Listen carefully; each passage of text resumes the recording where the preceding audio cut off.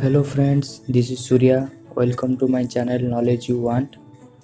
आज आम डिस्कसन करवा बाकी थिबा 8th क्लास साइंस रो विभिन्न नोट्स पूर्व वीडियो आम विभिन्न नोट्स सब डिस्कसन करथिले जो सब नोट की केवीएस पीआरटी आउ सीटेट आउ ऑल टीचिंग एग्जाम रे पढ़िबार संभावना बहुत परिमाण अधिका अछि और बहुत थर पढ़िसी मध्य कारण ये सब NCERT book related points so ये सब पढ़ार बहुत परिमाण संभावना अच्छी पूर्व वीडियो में डिस्कसन करते डिफरेंट टाइप ऑफ इरिगेशन और कल्टीवेशन स्टाइल्स ये सब विषय डिस्कसन करते ये वीडियो में डिस्कसन करवा different type of micro organism और से मनुष्य समाज प्रति कौन भल कार्य कौन से माने खराब कार्य कर जाचे माइक्रो ऑर्गेनिज्म माने मनुष्य शरीर को बा जीव शरीर मान क्षति पहुँची था विभिन्न रोग द्वारा ता सहित विभिन्न सहायक कार्य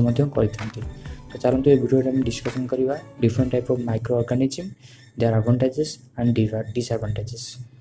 चलो डिस्कसन करवा first point micro organisms are of 4 types one is bacteria fungi protozoa and allergy.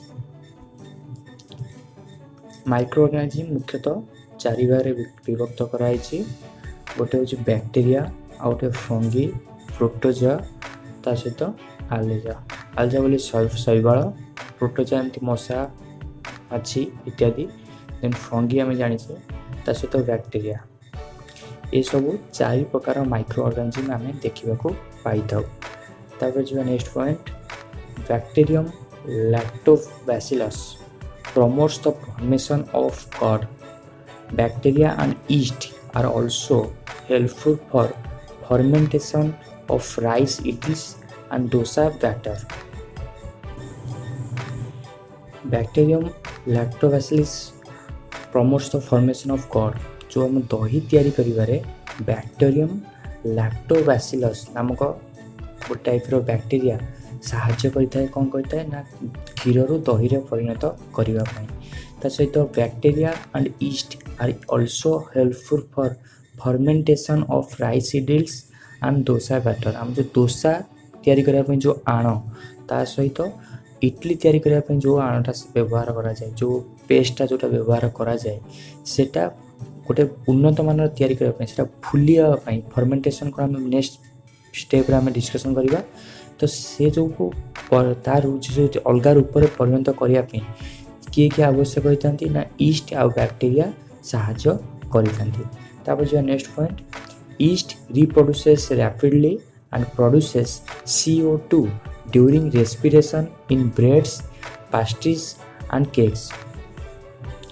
Yeast कौन करे ना तार वंशवृद्धि बहुत स्पीड रे करता रिप्रोडक्शन बहुत शीघ्र करता बहुत जल्दी करता ता सहित CO2 कार्बन डाइऑक्साइड को मध्य रेस्पिरेशन करता से जो CO2 रेस्पिरेशन रे सेटा बाहर को प्रोड्यूस करे बहुत परिमाण CO2 प्रोड्यूस करे सेटा कौन करे ना ब्रेड्स पास्ट्रीज एंड केक्स ये सब को फुलेबारे साहाय्य करे सेथिपाई CO2 बहुत परिमाण यीस्ट प्रोड्यूस करे।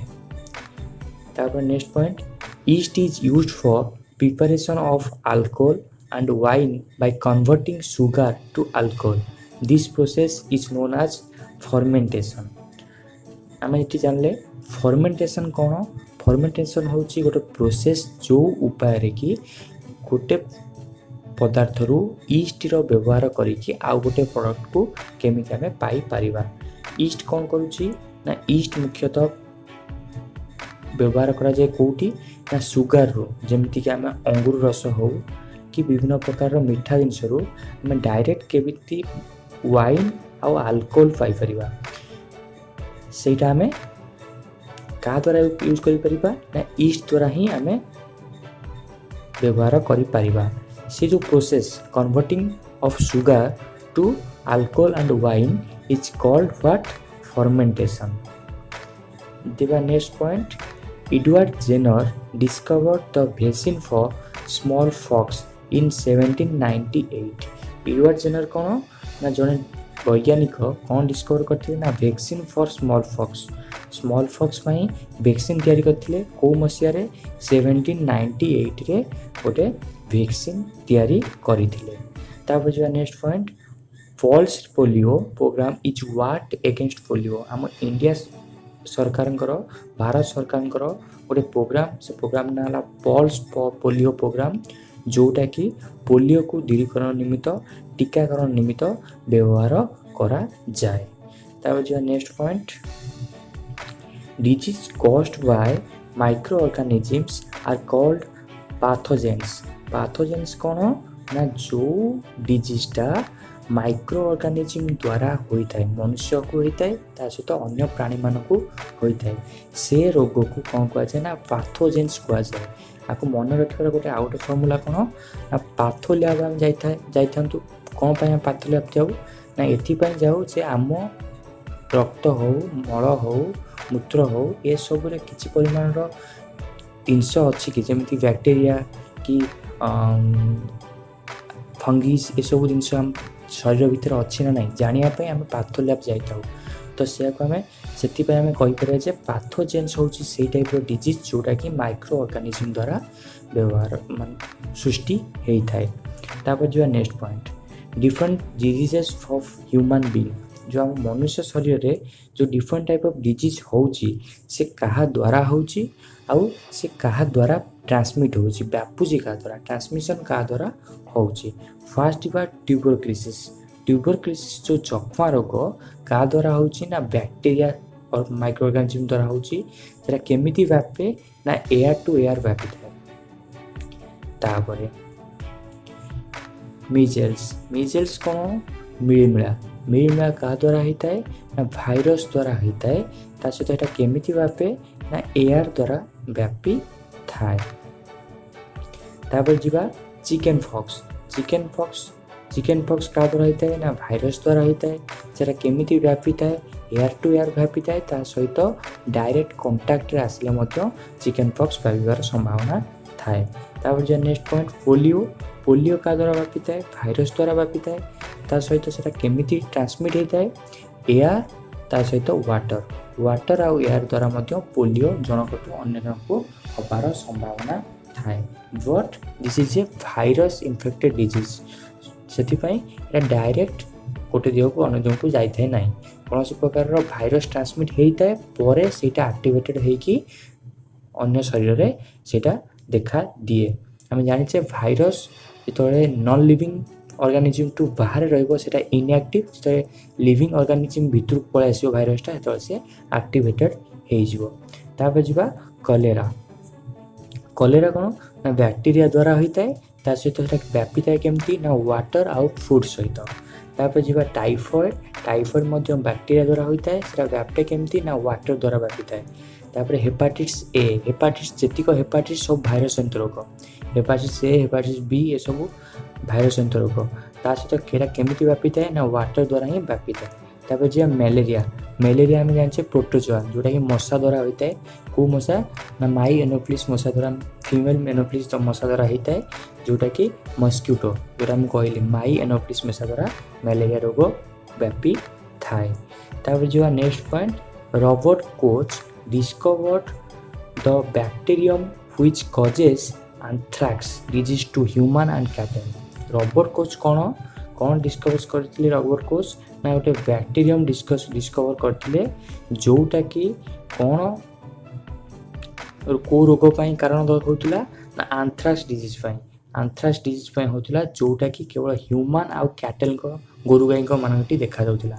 କେଉଁ ରୋଗ ନା ଆନ୍ଥ୍ରାକ୍ସ ଡିଜିଜ୍। ତାକୁ କିଏ ବାହାର କରିଥିଲେ ନା ରବର୍ଟ କୋଚ୍। ତାପରେ ଯିବା next point food and mouth disease of cattle is caused Bai virus.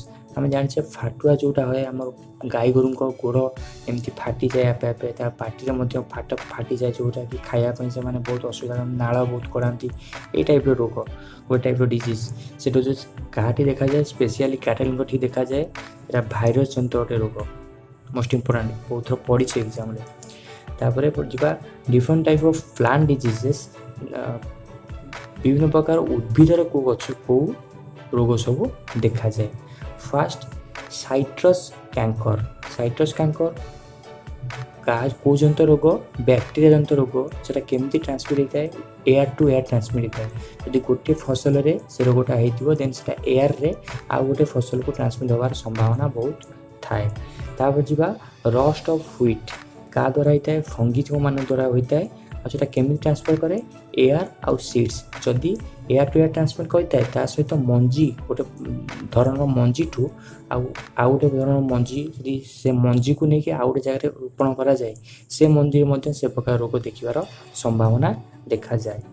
ତାପରେ ଏଲୋଭିନ୍ ମୋଜାଇକ୍ ଅଫ୍ ଭେଣ୍ଡି ଯେଉଁଟାକି ଓକ୍ରା କୁହାଯାଏ ଭେଣ୍ଡିକୁ ତ ଏଲୋଭିନ୍ ଗୋଟେ ହଳଦିଆ ପ୍ରକାରର ଦେଖାଯାଏ ଗଛ ଭେଣ୍ଡି ଗଛ ନୀଳ ଗଛ ଦେଖିବା ପାଇଁ ପ୍ରାୟତଃ ସବୁଜ ଗଛ କିନ୍ତୁ ସିଏ ବେଳେବେଳେ ହଳଦିଆ କଲର ଦେଖାଯାଏ ଯେଉଁଟାକି ଭାଇରସ୍ ଜନିତ ରୋଗ ଆଉ ସେଇଟା କେମିତି ବ୍ୟାପେ ନା ଇନସେକ୍ଟସ୍ ମାନଙ୍କ ଦ୍ୱାରା ବ୍ୟାପିଥାଏ ଗୋଟେ ଇନସେକ୍ଟସ୍ କତରୁ ଆଉ ଗୋଟେ କୀଟପତଙ୍ଗ ଆଉ ଗୋଟେ ଗଛ ଉପରେ ହିଁ ପଶିଲେ ସେଇଟାକୁ ମଧ୍ୟ ହେବାର ସମ୍ଭାବନା ଥାଏ।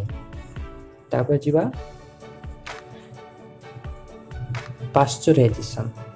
ପାଶ୍ଚରାଇଜେସନ୍ କ'ଣ ନା ଦ milk heated to about 70 degrees Celsius for 15 to 30 seconds, then suddenly chilled and stored. This process was discovered by Louis Pasteur. Louis Pasteurization କ'ଣ ନା ଗୋଟେ ପ୍ରୋସେସ୍ ଯେଉଁ ପ୍ରୋସେସ୍ କି କ୍ଷୀରକୁ କ'ଣ କରାଯାଏ ନା ଡାଇରେକ୍ଟ 7 ଡିଗ୍ରୀ ସେଲସିୟସରେ 15ରୁ 30 ସେକେଣ୍ଡ ପର୍ଯ୍ୟନ୍ତ ତାକୁ ଫୁଟାଯାଏ ତାକୁ ଗରମ କରାଯାଏ ତାପରେ ତାକୁ ସଡନଲି ହଠାତ୍ ତାକୁ ଥଣ୍ଡା କରାଯାଏ ତାପରେ ତାକୁ ପ୍ୟାକ୍ କରାଯାଏ ଏ ପ୍ରୋସେସ୍କୁ କିଏ ଡିସ୍କଭର କରିଥିଲେ ନା ଲୁଇସ୍ ପାଶ୍ଚର ଯେହେତୁ ଡିସ୍କଭର କରିଥିଲେ ସେଥିପାଇଁ ଏ ପ୍ରୋସେସ୍କୁ ପାଶ୍ଚରାଇଜେସନ୍ ବୋଲି କୁହାଯାଏ। ତାପରେ ଯିବା next point fixation of nitrogen is done in leguminous plants ଯେଉଁଟାକି ଫଲ୍ସ ଯେମିତି ଆମର ଡାଲି ଜାତୀୟ ଫସଲରେ କ'ଣ କରାଯାଏ ନା ନାଇଟ୍ରୋଜେନ୍ ଫିକ୍ସ ହୁଏ ସେ ଯେଉଁ ନାଇଟ୍ରୋଜେନ୍ ଫିକ୍ସେସନ୍ ହୁଏ ନାଇଟ୍ରୋଜେନ୍ ଯେଉଁ ଚେରରେ ବାନ୍ଧି ହେଇକି ରହେ ସେ ପ୍ରକାରର ଜାତୀୟ ଫସଲକୁ କ'ଣ କୁହାଯାଏ ନା ଲେଗୁମିନସ୍ ପ୍ଲାଣ୍ଟସ୍ ବୋଲି କୁହାଯାଏ ସେ ପ୍ରକାର ଗଛକୁ ଲେଗୁମିନସ୍ ପ୍ଲାଣ୍ଟସ୍ ବୋଲି କୁହାଯାଏ ଯେଉଁଟାକି ମୁଖ୍ୟତଃ ଡାଲି ଜାତୀୟ ଫସଲ। Sometime nitrogen get fixed by lightning ବେଳେବେଳେ କ'ଣ ହୁଏ ନା ଯେଉଁ ଘଡ଼ଘଡ଼ି ମାରିଥାଏ ତା ଦ୍ୱାରା ମଧ୍ୟ ନାଇଟ୍ରୋଜେନ୍ଟା